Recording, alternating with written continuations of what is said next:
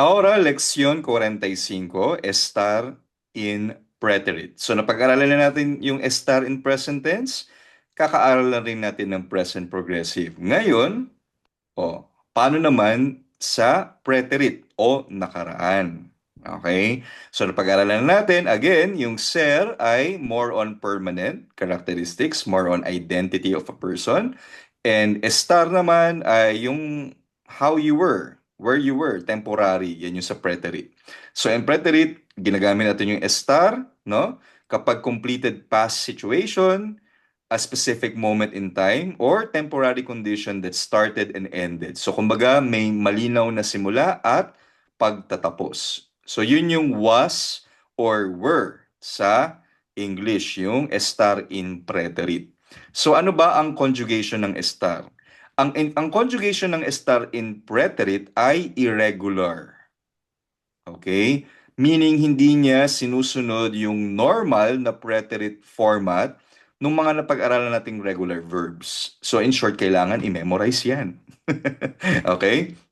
So ano ba ang preterite ng estar? So aalisin mo yung AR sa dulo, papalitan mo nitong ube, ubiste, ubo, ubimos, ubisteis, ubieron, ubieron. Okay? So repitan conmigo. Yo estuve, tú estuviste, él, ella, usted estuvo, nosotros, nosotras estuvimos, vosotros, vosotras estuvisteis, ellos, ellas, ustedes estuvieron. Pakibasa nga po, Bad Elmer, por favor, ang conjugation ng preterite ng estar. Yo, yo estuve, Mhm, tú estuviste, mhm. ella estuvo, usted estuvo, nosotros estuvimos, vosotros estuvisteis, Estuvisteis. ustedes estuvisteis, Mhm. ustedes estuvieron, ellos estuvieron. Okay, muy bien. The interesting part po, itong dulo, no? Yung tuve, tuviste, tuvo, tuvimos, tuvisteis, tuvieron, tuvieron. Yan po ang preterite ng tener. Okay?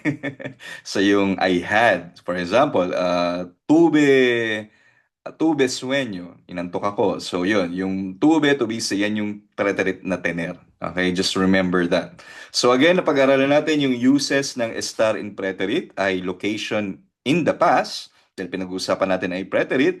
So pinag-uusapan natin kung nasaan ang isang tao o isang bagay at a specific time. So meron tayong tinatawag ng mga verbal or clues, no? Yung time markers na tinatawag. So pag may nakita ka ng ayer, yesterday, anoche, la semana pasada, el año pasado, esta mañana, el domingo, por 2 horas durante la reunión, most probably ang gagamitin mo na ay yung estar in preterite.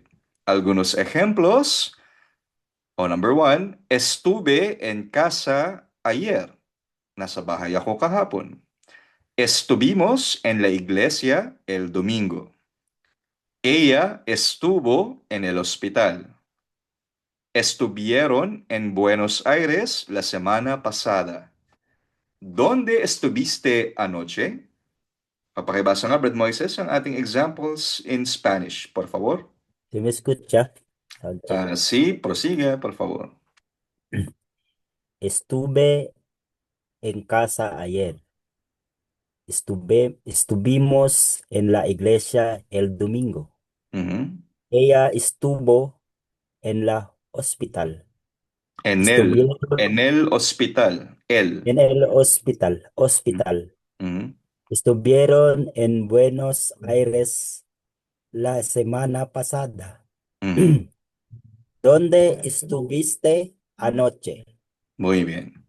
So pagdating naman sa feelings and emotions, again, tapos na, no? Preterite tayo, ah. Hindi na tayo present tense, hindi na tayo present progressive.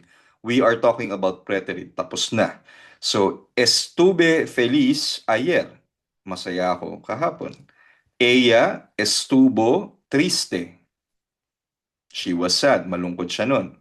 Estuvimos preocupados. So, preocupado ay mag-alala, no? Or nag-aalala, worried. Estuvimos preocupados. Estuvimos preocupados, we were worried. Estuvimos ocupados, yung walang pre, ay we were busy. O, busy tayo, no? Ayun, pinagkaiba. Él estuvo nervioso antes del examen. He was nervous before the exam. Estuvieron emocionados. They were excited. So yung emocionado, excited, hindi emotional. Emocionado, excited, no? Estuvieron emocionados, they were excited. No, pakibasa nga, Brad, sino ba nandito? Brad, Brad Mario, nandiyan ka ba ba? Oh, la me escuché. Okay, Emil po, Emil. adelante. Mhm. Yun po. Ah, estuve feliz ayer. I was happy yesterday. Ella estuvo triste. She was sad. Estuvimos preocupados. We were worried. Él estuvo nervioso antes del examen. He was nervous before the exam. Estuvieron emocionados. They were excited. Okay. And of course, estar ginagamit natin yan for temporary physical condition.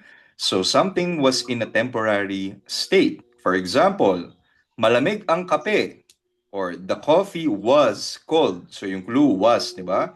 El El café estuvo estuvo frío. frío. Okay? Next, la comida estuvo deliciosa. So the food was delicious, no?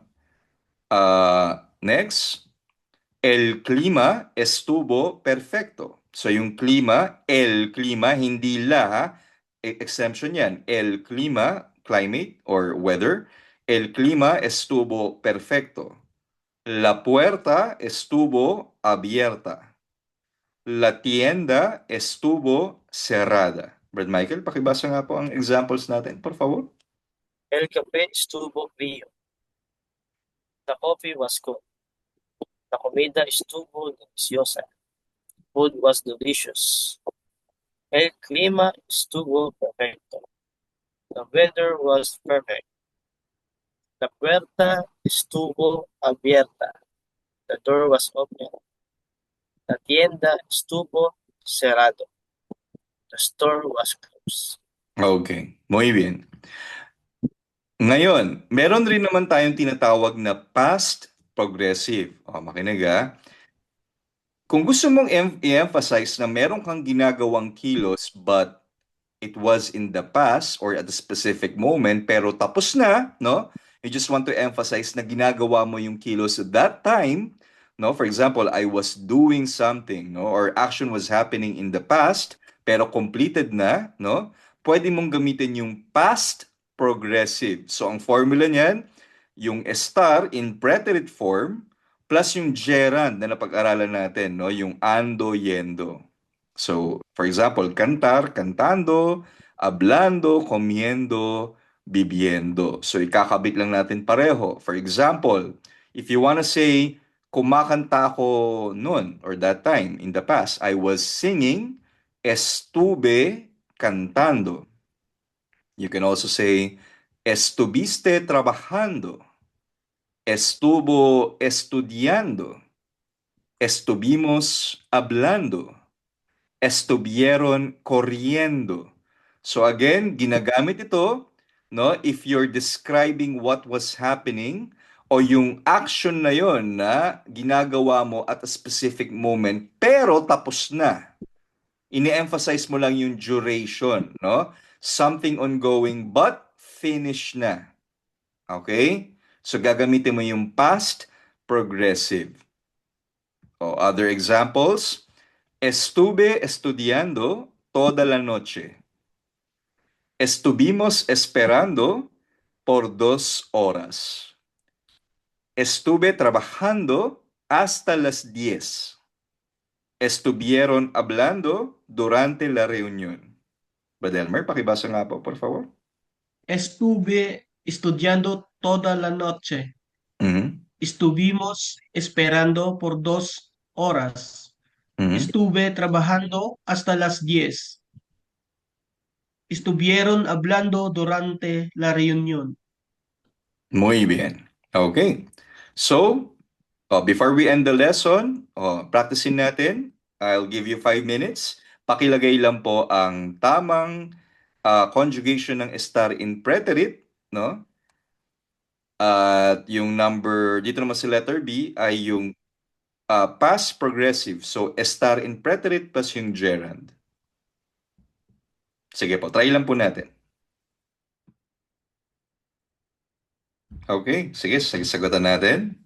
Let's check kung nakuha niya yung tamang sagot. Sige, number 1. Brad Elmer, Brad Moises, Brad Percy, ano ang ating sagot? Estuve.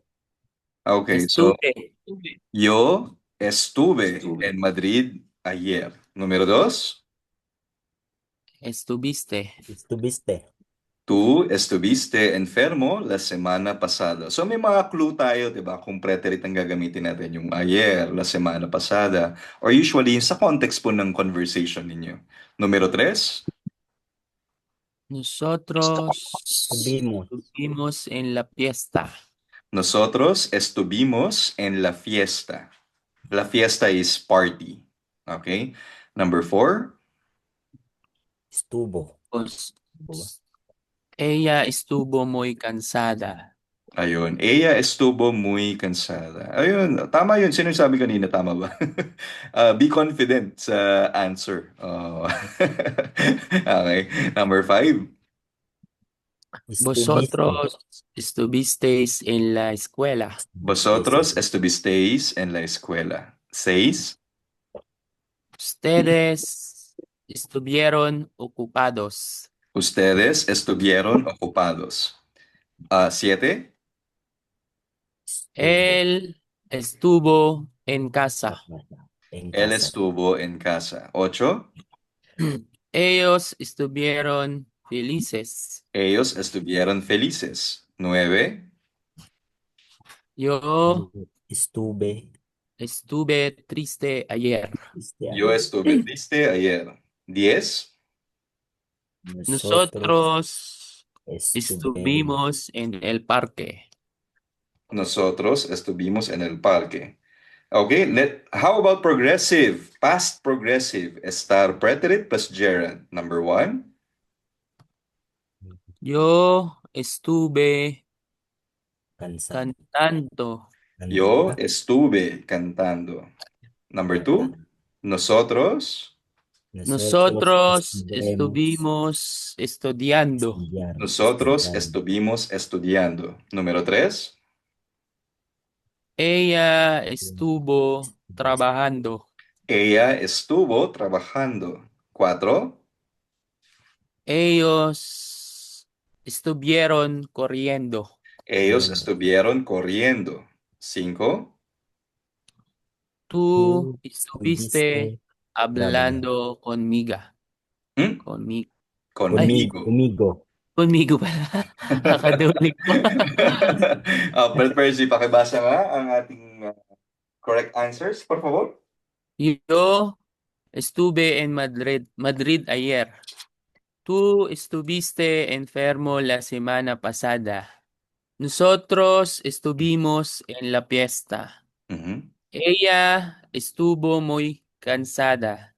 Vosotros estuvisteis en la escuela. Ustedes estuvieron ocupados.